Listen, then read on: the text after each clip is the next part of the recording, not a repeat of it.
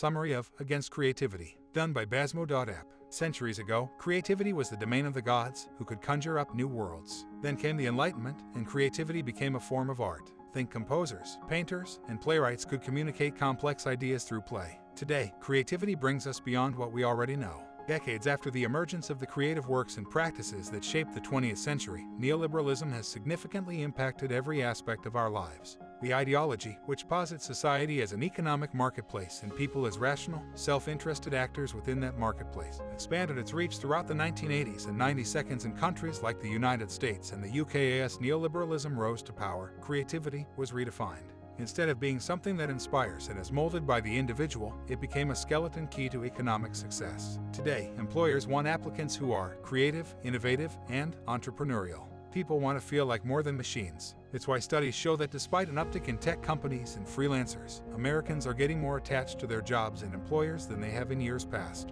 People want flexibility, but they also want a sense of direction. While the appeal of the creative class is undeniable, many big firms exploit its flexibility and rewards to cut down on rent, hiring, and workspace maintenance. Rather than investing in full-time employees or well-designed workspaces, companies rely on cheap freelance contracts, which offer no long-term benefit or stability. Did you know that most creative employees live below the poverty line? Did you also know that this is because companies are paying pennies on the dollar for their work when they really should be paying fair wages? Companies undermine the actual value of creative work by either refusing to pay artists at all or by paying them much less than they deserve. Facebook and Google are two of the best companies globally when hiring top talent, but sometimes those people are better off using their creativity for their excellence. Instead of building their successful brand and exploring new technologies, they work as staff, enslaved by a salary to deliver ideas that will only take their bosses to greater heights. The vast interconnectedness of the modern world is another example of a waste of scientific potential. We have developed long-distance communication systems that can send images and sound to any location.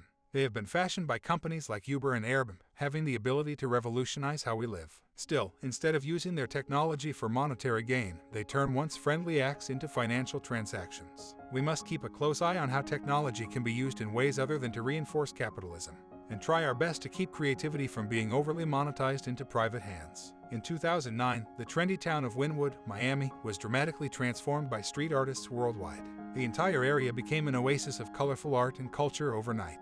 The memory of this event still haunts the locals to this day, but it also inspired a new dream to create a magical experience that would forever change their neighborhood.